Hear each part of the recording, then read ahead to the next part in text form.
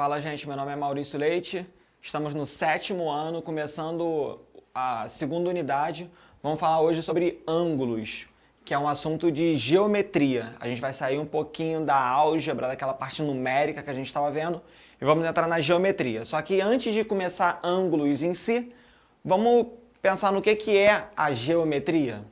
A geometria, ela começou da necessidade que o homem teve, né? Necessidade não, a curiosidade que o homem teve em descobrir qual era o comprimento da Terra.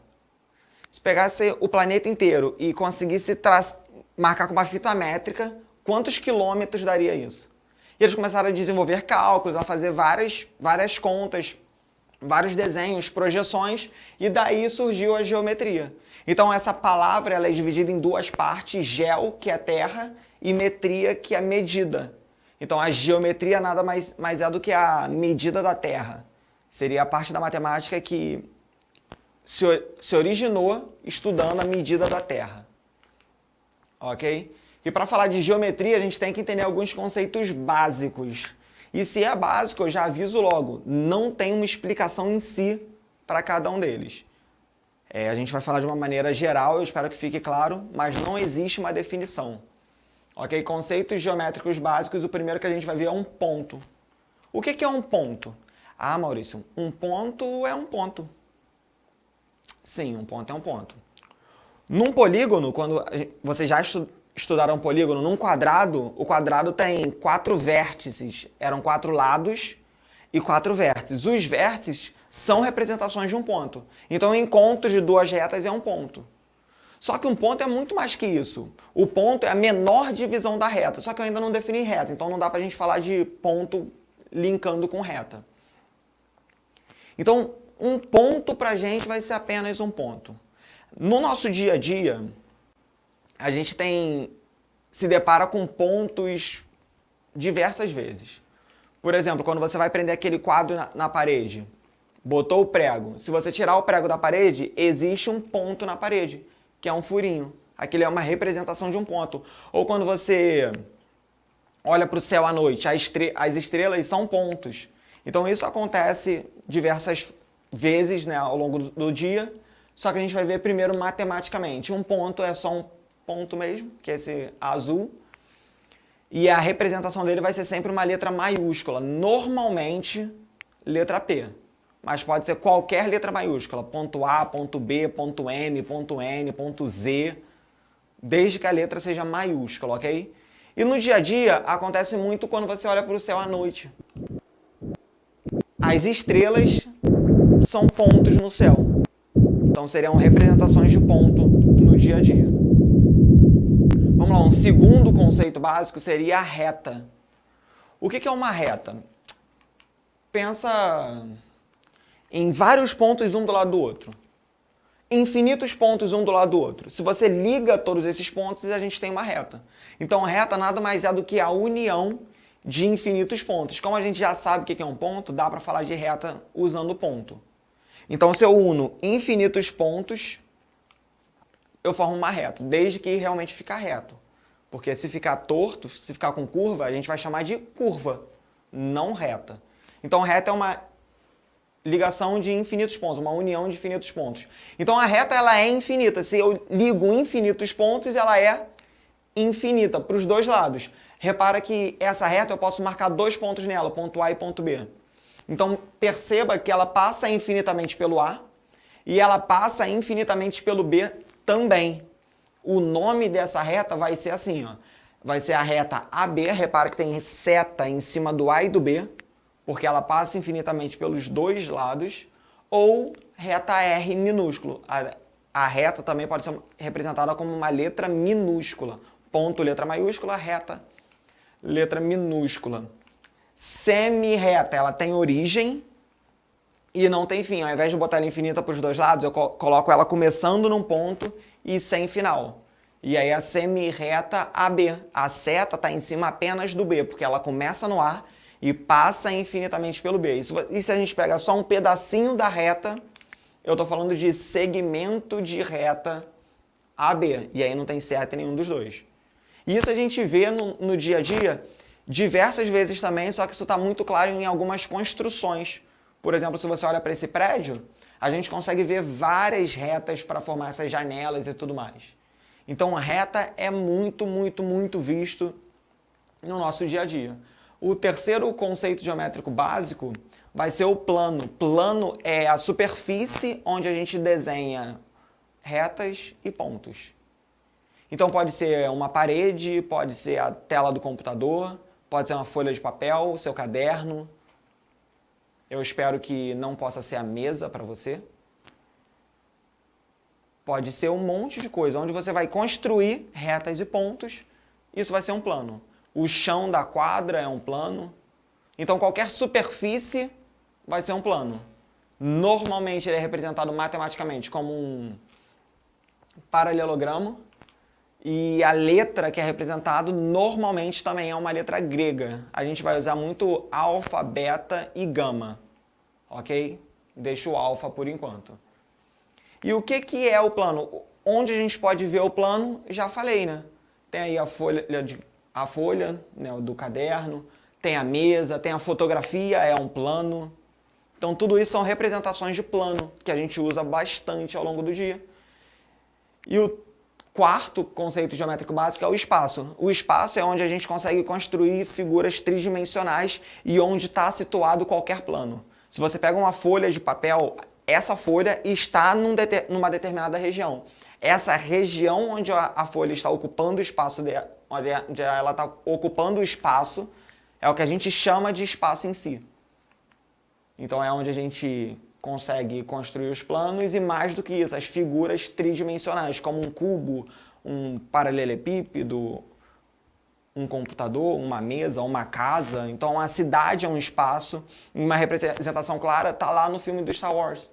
O espaço, a Estrela da Morte, é uma figura tridimensional, que é essa circunferência meio quebrada aí, eu não sei quem viu o filme. Mas ela é uma figura tridimensional. A Millennium Falcon é uma nave tridimensional, tem gente lá dentro, então todas elas ocupam lugar no espaço.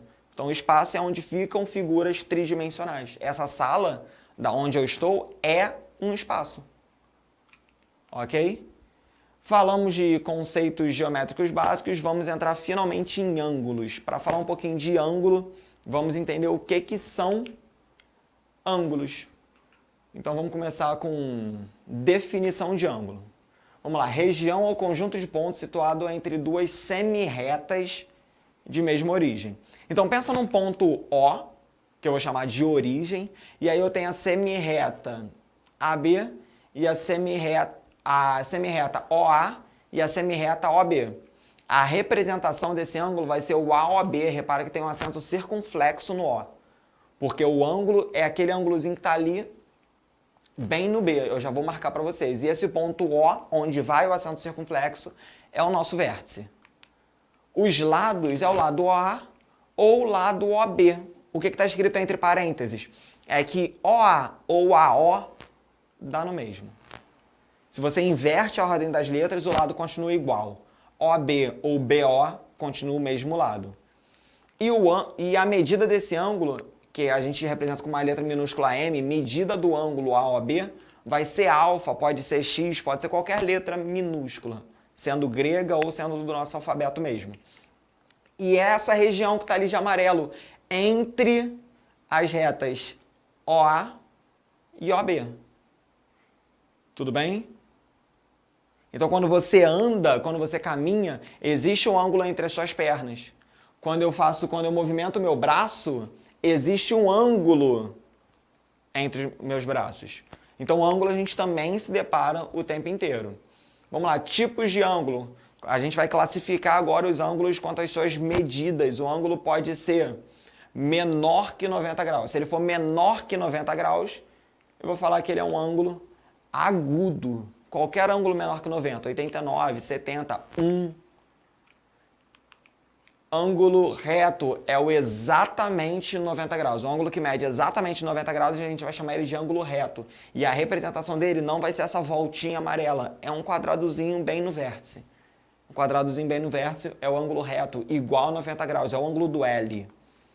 Ângulo obtuso é entre 90 e 180 graus. Quando a gente pega o 90 e bota um pouquinho maior. Ângulo obtuso.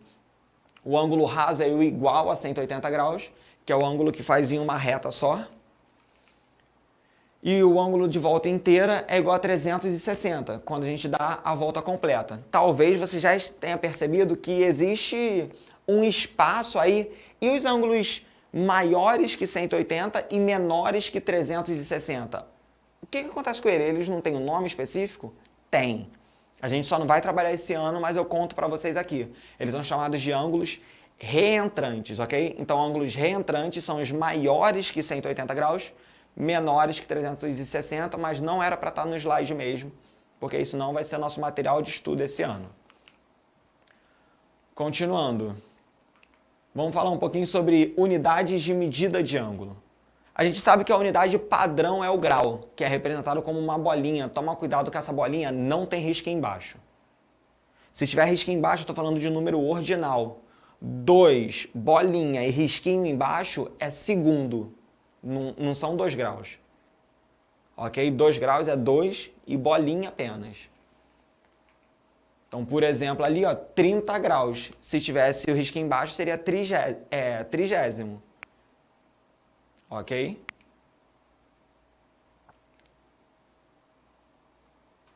Continuando, perguntas básicas.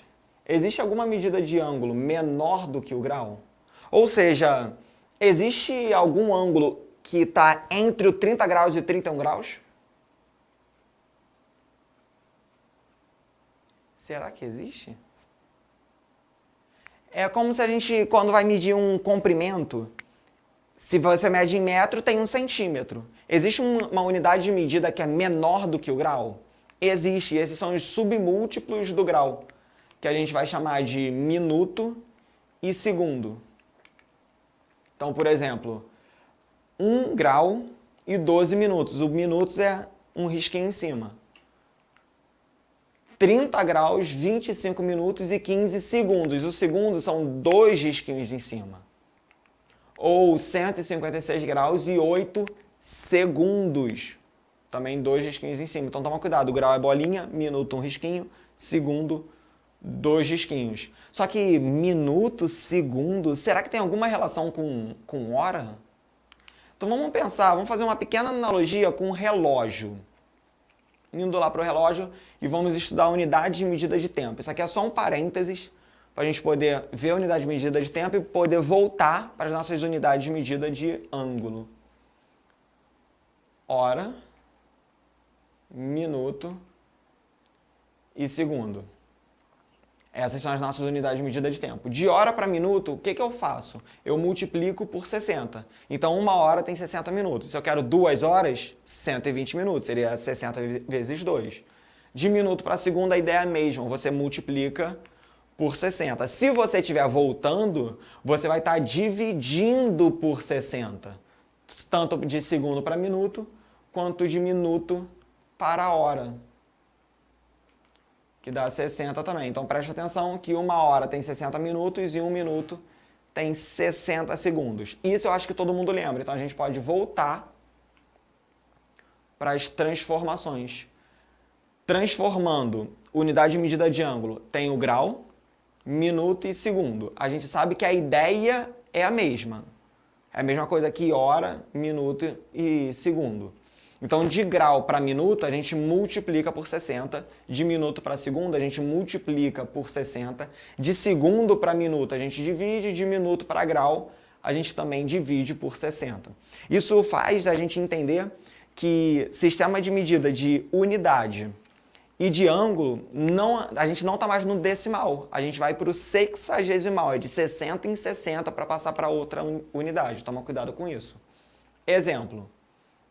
Represente 15 graus e 15 graus em minutos e segundos. Então vamos lá, como é que eu passo 15 graus para minuto? De grau para minuto, eu multiplico por 60. Faz 15 vezes 60, 900 minutos. E como é que eu passo isso para segundo? Eu sei que 15 graus são 900 minutos, pego 900, multiplica por 60 de novo. Vai dar o nosso 54 mil segundos. Então, 15 graus pode ser escrito como 900 minutos ou por 54 mil segundos. Segundo exemplo, represente 720 minutos em graus. 720 de minuto para grau, você divide por 60. Dividindo por 60 dá 12. Então são 12 graus. Escrever 720 minutos ou 12 graus dá no mesmo. Terceiro exemplo, represente 42 graus e 50 minutos em segundos. Agora toma cuidado. Pega o 42 e passa para minuto. Multiplica por 60, tá? 42 graus. Multiplicando por 60, eu encontro 2.520 minutos.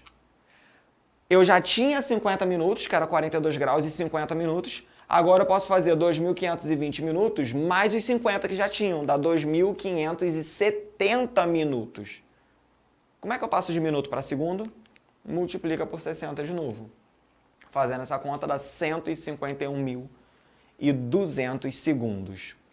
Último exemplo, represente 800 segundos em minutos. E agora, e de segundo para minuto? A gente divide por 60. Então, pega 800 e divide por 60. Dividindo por 60 não dá exato, sobra resto. Dá 13 e resto 20. O resultado, 13, vira minuto. E o resto é o resto em segundo. Então, nossa resposta fica 13 minutos e 20 segundos. Tudo bem, gente? Eu espero que tenha ficado claro até aqui.